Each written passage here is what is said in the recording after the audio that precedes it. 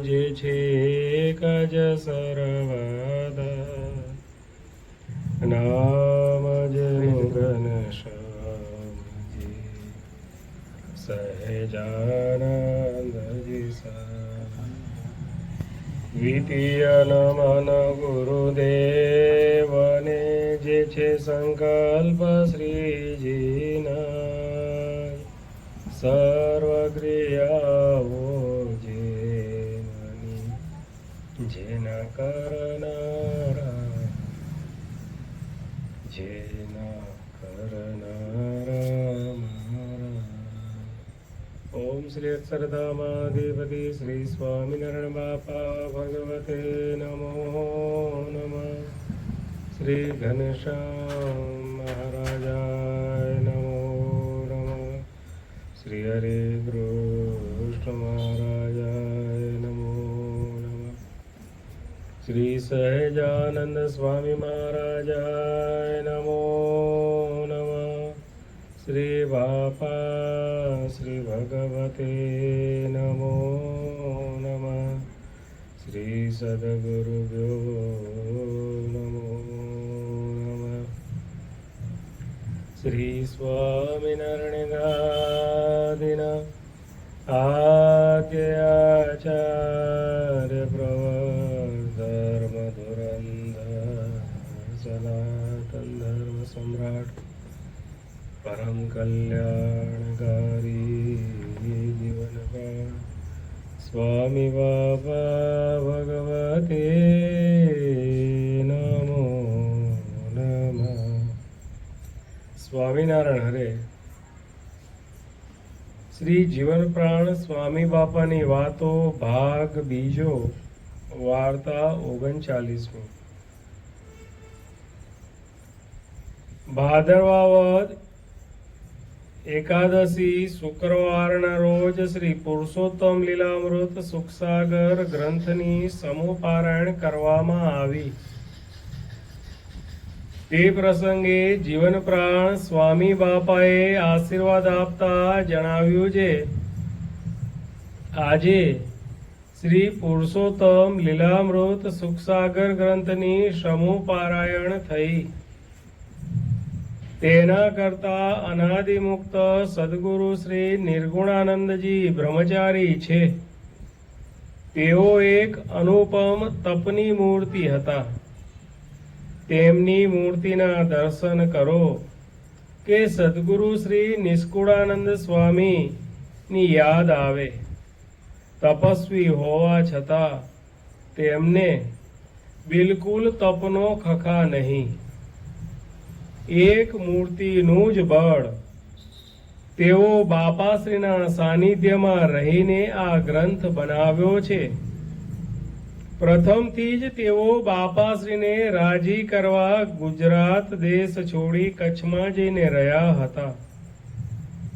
ભુજમાં બાપાશ્રી આવતા જતા હોય તેથી તેમનો જોગ સમાગમ થતો. પરંતુ તેઓ જોઈએ તેઓ બાપાશ્રીનો મહિમા સમજી શક્યા ન હતા. એક વખત સદગુરુ શ્રી ઈશ્વરચરણદાસજી સ્વામી બાપા કચ્છમાં પધાર્યા હતા. ત્યારે તેમણે બ્રહ્મચારીને બાપાશ્રીનો ભેટો કરાવ્યો અને બાપાશ્રીની દિવ્ય કૃપાથી તેમને એકદમ મહિમા સમજાઈ ગયો. તે બ્રહ્મચારીજી આખો દિવસ ભુજ મંદિરમાં ઠાકોરજીની સેવા કરે, થાળ ધરાવે, તેમજ પરદેશથી બહાર ગામડાઓમાંથી હરિભક્તો આવે તેમને જમાડે. આમ આખો દિવસ તેમને પ્રવૃત્તિ રહેતી છતાં ઠાકોરજીની શયન આરતી કરીને પોતે બીજા સંતને સાથે તથા બીજા હરિભક્તને સાથે લઈને વૃષપુર બાપાશ્રી પાસે સમાગમ કરવા જતા.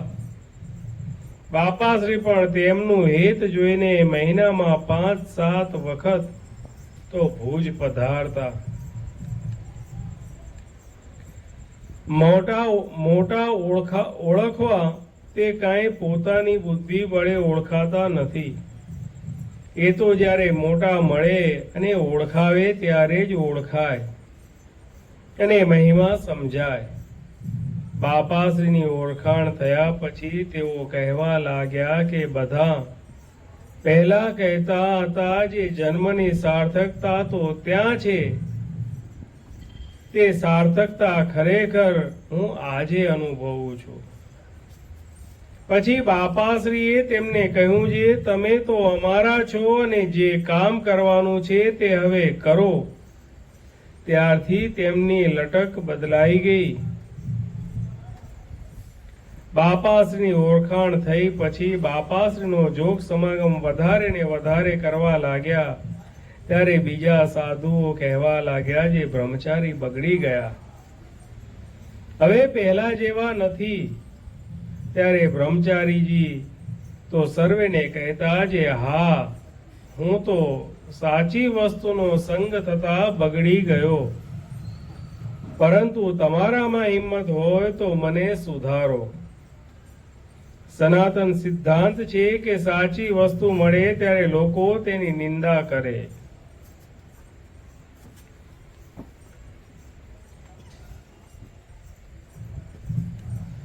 અહીંયા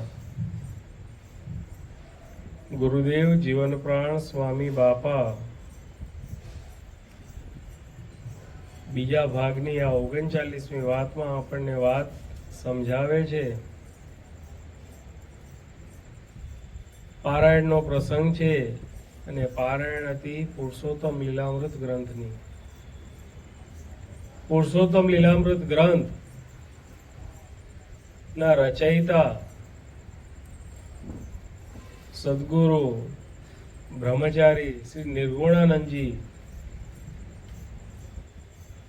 એ નિર્ગુણાનંદજી બ્રહ્મચારીજી મહારાજે આ ગ્રંથ રચ્યો. એ પુરુષોત્તમ લીલામૃત ગ્રંથ ઉપર સ્વામી બાપા અહીંયા વાત કરે છે, આશીર્વાદ આપે છે. પુરુષોત્તમ લીલામૃત ગ્રંથ એમાં બહુધા મોટા ભાગે સ્વામિનારાયણ ભગવાનની કચ્છ દેશમાં જે વિચરણ કર્યું સંવત 1861 થી સંવત 1868, 7 વર્ષ, એ જે 7 વર્ષ ભગવાને જે કચ્છમાં વિચરણ કર્યું, એ વિચરણની કચ્છ દેશની વધારે લીલાનું વર્ણન એ પુરુષોત્તમ લીલામૃત ગ્રંથમાં છે.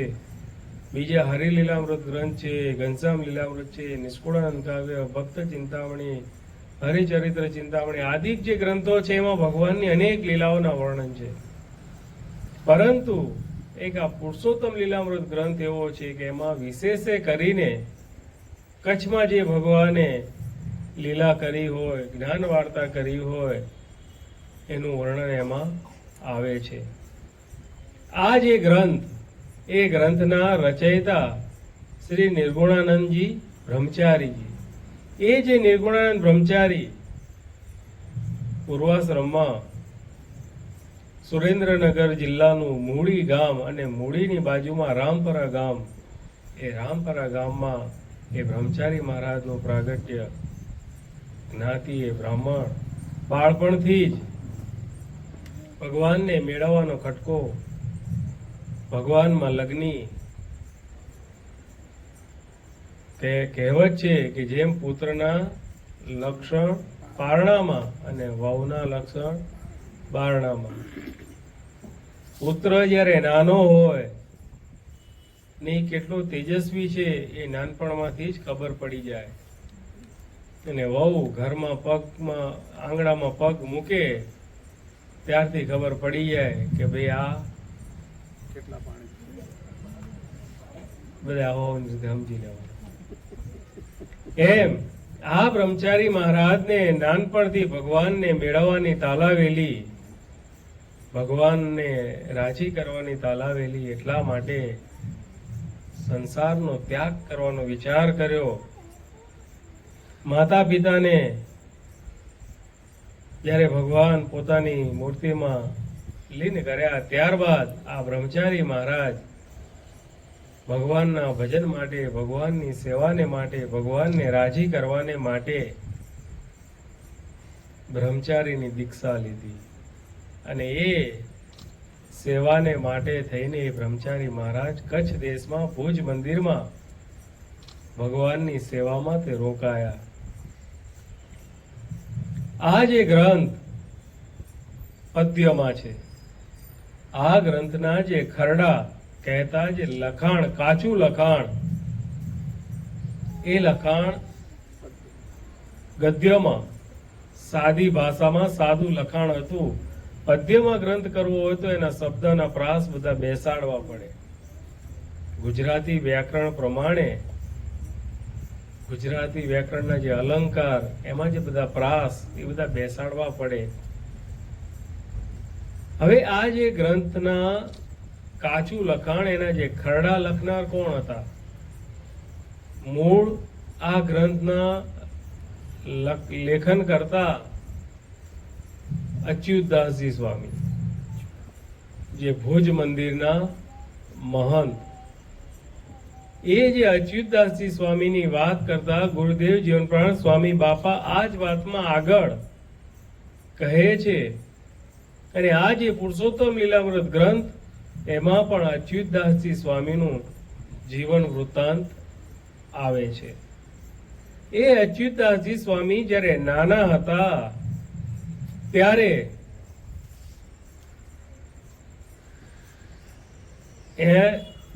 એમનું પૂર્વાશ્રમનું જે ગામ કચ્છમાં આવેલું જે ધ્રુફી ગામ, એ ધ્રુફી ગામમાં જ્યારે સ્વામિનારાયણ ભગવાનના જે સંતો સ્વરૂપાનંદ સ્વામી અને સતાનંદ સ્વામી વિચરણ કરતા કરતા જ્યારે ધ્રુફી ગામમાં આવે છે, માતા પિતા ઘરે છે નહીં, આ બાળક ઘરે છે. સંતો પૂછતા પૂછતા જ્યારે ઘરે આવે છે ત્યારે ઘરે તો ઘરમાં બાળક એટલું હોય છે, બાળકની ઉંમર માંડ 7-8 વર્ષની બાળકની ઉંમર છે. ત્યારે એ જે બાળકના જે સંસ્કાર સંતોએ પૂછપરછ કરી ત્યારે જાણવા મળ્યું કે માતા પિતા તો ઘરે નથી. સંતો આગળ ચાલવાની તૈયારી કરે છે ત્યારે એ બાળક કહે છે, માતા પિતા ઘરે નથી, પણ ઘર તો અહીંયા છે ને, આ સેવક અહીં હાજર છે, આપને જે જોઈએ અનાજ, પાણી, વાસણ, બર્તન, જે કંઈ જોઈએ એ હું આપને આપું. આપ અહીંયા રસોઈ કરો, થાળ કરો, ભગવાનને જમાડો, તમે પણ પ્રસાદી જમો અને અમને પણ પ્રસાદી જમાડો. સંતોએ આ નાના બાળકનો ભક્તિભાવ જોયો, એની જે સેવા એ જોઈ અને સંતો ત્યાં રોકાઈ ગયા. સંતોને બધું જે પ્રમાણે સંતોને સીધું સામાન જોતું હતું, વાસણ, બર્તન, જે જોઈએ તે આપ્યું. સંતોએ ભગવાન માટે થાળ બનાવ્યો, ભગવાનને થાળ જમાડ્યો, સંતો પણ જમ્યા અને આ બાળકને પણ જમાડ્યો. બીજે દિવસે સંતો જ્યારે એ ધ્રુવી ગામથી આગળ જવાની તૈયારી કરે છે ત્યારે સંતો ખૂબ પ્રસન્ન થઈ ગયા. સંતો બાળકને કહે છે કે બાળક, બેટા તું માંગ, અમે તારી સેવાથી, તારા સંસ્કારથી અમે ખૂબ પ્રસન્ન થયા છીએ. તારી આટલી નાની ઉંમર, તારા આટલા સંસ્કાર, તારામાં જે સેવા ભક્તિ, એ જોઈને અમે ખૂબ પ્રસન્ન થયા છીએ. તને જે જોઈએ તે તું માંગ. ત્યારે બાળક કહે છે કે સ્વામી, હું તમારી પાસે શું માંગુ? ત્યારે બાળક કહે છે કે તમને જે વાલામાં વાલી વસ્તુ હોય તે આપો. અને આ જે સંત કે જેના રોમે રોમમાં સ્વામિનારાયણની મૂર્તિ સમાયેલી છે, એવા જે સંતો કહે કે બાળક, બેટા અમને તો એક ભગવાનની મૂર્તિ વાલી છે, બીજું આ સંસારમાં અમને કાંઈ વાલું નથી. ત્યારે બાળક કહે કે તો મને પણ ભગવાનની એ મૂર્તિ આપો. અને બંને સંતોએ એ બાળકને અંતરના આશીર્વાદ આપ્યા અને એના કારણે એ જે બાળક માત્ર 8 વર્ષની નાની ઉંમરનું બાળક નિરાવરણ દ્રષ્ટિ થઈ ગયું અને ઘેર બેઠા ભગવાન જે કંઈ લીલા કરે, કથા વાર્તા કરે, જ્ઞાન વાર્તા કરે, એ ઘેર બેઠા બધું જ નિહાળે, સાંભળે. સમય જતા પોતાના જે માતા પિતા ગઢપુરમાં ભગવાનના દર્શનને માટે જવાનો વિચાર કરે છે, પ્રયાણ કરે છે, સાથે આ બાળકને લહે છે. બાળકને સાથે લીધું. રસ્તામાં એમ થયું કે આ બાળક નાનું છે અને જો આટલો લાંબો પંથ કાપવાનો છે, જો એ પંથ કાપી નહીં શકે તો એને તેડીને પણ આપણે પણ પંથ કાપી શકાશે નહીં. માટે એ બાળકને સમજાવ્યો કે આ જો તારું મામાનું ગામ આવે છે, તું જો અહીંયા રોકાઈ જા તો લે આ તને ટીમણ આપીએ, લે આ થોડાક પૈસા આપીએ, તું અહીંયા રોકાઈ જા, તું ત્યાં સુધી ચાલી શકીશ નહીં. બાળક પણ જીદ કરી નહીં. બાળકે જીદ ન કરી. માતા પિતા ખૂબ રાજી થયા. બાળક ઘેર પહોંચ્યું. જ્યારે માતા પિતા મહિનો દાડો થયો, માતા પિતા ગઢપુરથી યાત્રામાંથી પાછા આવ્યા, ત્યારે એ બાળક કહે કે તમે ત્યાં જઈને જે કંઈ દર્શન, સેવા, સમાગમનું સુખ લીધું, કથા વાર્તાના જે લાભ લીધા, એ જે લાભ લીધા એમને કહો તો ખરા. ત્યારે એમના પિતા એ બાળકને બધી વાત કરે છે. વાત કરતા કરતા જ્યાં એમના પિતા ભૂલે, જે લીલા કહેવાનું ભૂલી જાય, ત્યારે એ બાળક એમને યાદ કરાવી દે કે અહીંયા આગળ ભગવાને આ લીલા કરી હતી, અહીંયા ભગવાને આ જ્ઞાન વાર્તા કરી હતી. ત્યારે એમના પિતાને થયું કે તું તો અમારી સાથે હતો નહીં, તો તને આ બધી વાતની કેવી રીતે ખબર? ત્યારે કહ્યું કે જ્યારે તમે ઘરે હતા નહીં ત્યારે અહીંયા આપણા ગામમાં, આપણા ઘરે સર્વોપરી સ્વામિનારાયણ ભગવાનના સંતો આવ્યા હતા અને એ સંતોની સેવા કરી અને એ સેવાના પ્રતાપે એ સંતોએ રાજી થઈને આશીર્વાદ આપ્યા. ત્યારથી મને ઘેર બેઠા ભગવાનની બધી જ લીલાઓ દેખાય છે, બધી જ જ્ઞાન વાર્તાઓ સંભળાય છે. આ એ બાળક અને એ બાળક આગળ જતા સદગુરુ શ્રી અચ્યુતદાસજી સ્વામી જે ભુજ મંદિરના મહંત તરીકે એમને સેવા કરી, એ જે અચ્યુતદાસજી સ્વામીએ નક્કી કર્યું કે ભગવાને આ કચ્છમાં રહીને જે લીલા કરી, જે જ્ઞાન વાર્તા કરી, જે પરચા ચમત્કાર બતાવ્યા, એ સર્વે લીલા એમને લખી રાખેલી. કારણ કે ભગવાનના લીલા ચરિત્રોના પદ્યના ગ્રંથ જે ભક્ત ચિંતામણી, ઘનશ્યામ લીલામૃત, હરિ લીલામૃત, નિષ્કુળાનંદ કાવ્ય આદિ જે ગ્રંથો ભગવાનની જે લીલાના, એમને પણ એવો સંકલ્પ થયો આ જે કચ્છ દેશની જે લીલા એનો પણ જો પદ્યમાં ગ્રંથ થાય તો સારું. પરંતુ જે ગ્રંથ લખવો બધા લખી શકે નહીં, કારણ કે એમાં જે આગળ પાછળના શબ્દ, પ્રાસ, એનું જે ગ્રામર, એ પ્રમાણે ગ્રંથ લખવો પડે. એ સંતે કાચા ખરડા લખીને તૈયાર રાખેલા અને એ ખરડા આ બ્રહ્મચારી મહારાજના હાથમાં આવ્યા. જ્યારે ભુજ મંદિરમાં સેવા કરતા હતા, બ્રહ્મચારી મહારાજના હાથમાં આવ્યા. બ્રહ્મચારી મહારાજે બાપાશ્રીને વાત કરી.